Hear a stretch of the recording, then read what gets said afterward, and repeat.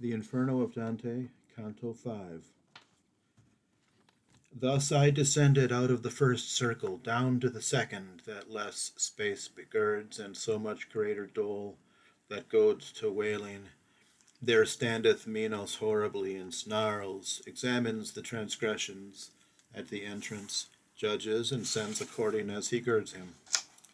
I say that when the spirit evil born cometh before him, wholly it confesses, and this discriminator of transgressions seeth what place in hell is meet for it, girds himself with his tail as many times as grades he wishes it should be thrust down. Always before him many of them stand. They go by turns, each one, unto the judgment. They speak, and hear, and then are downward hurled. O thou, that to this dolorous hostelry comest, said Minos to me when he saw me leaving the practice of so great an office.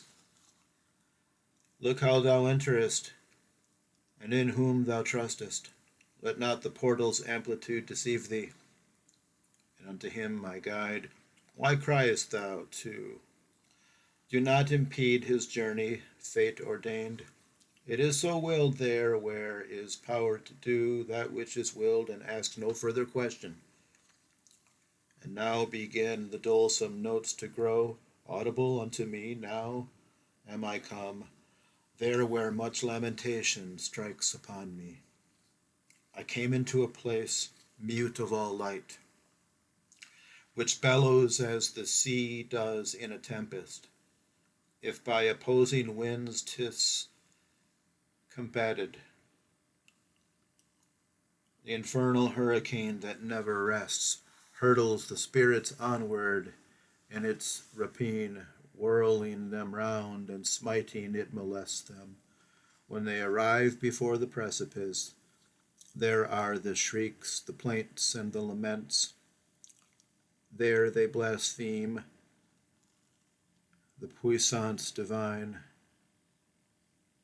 I understood that unto such a torment the carnal malefactors were condemned, who reason subjugate to appetite.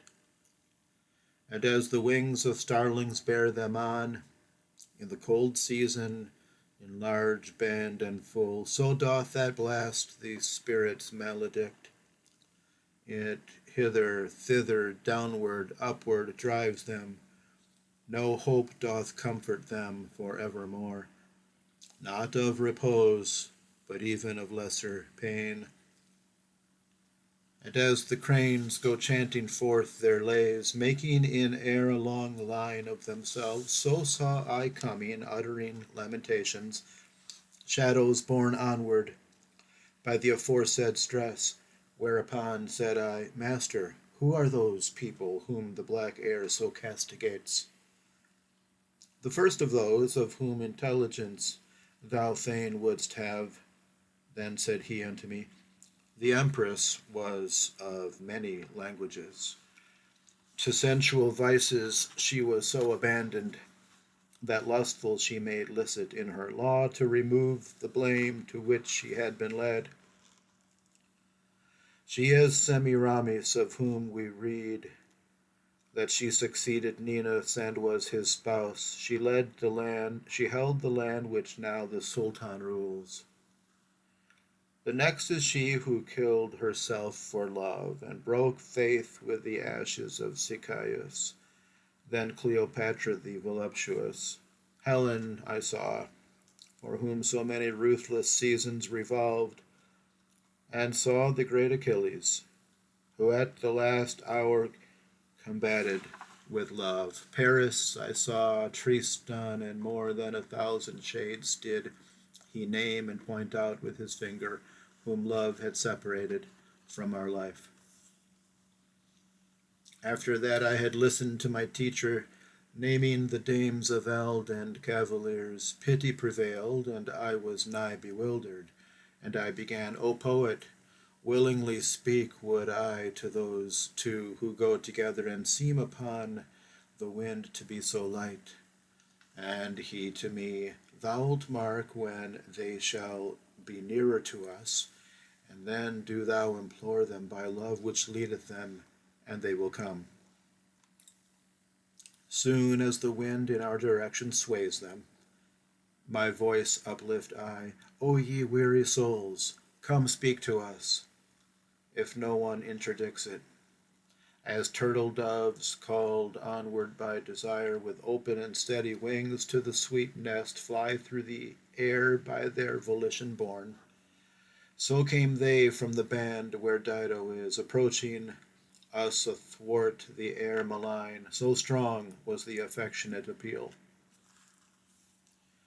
O living creature gracious and benignant, who visiting goest through the purple air, us who have stained the world incarnadine, if were the King of the universe our friend, we would pray unto him to give thee peace, since thou hast pity on our woe perverse. Of what it pleases thee to hear and speak, that will we hear, and we will speak to you, while silent is the wind, as it is now.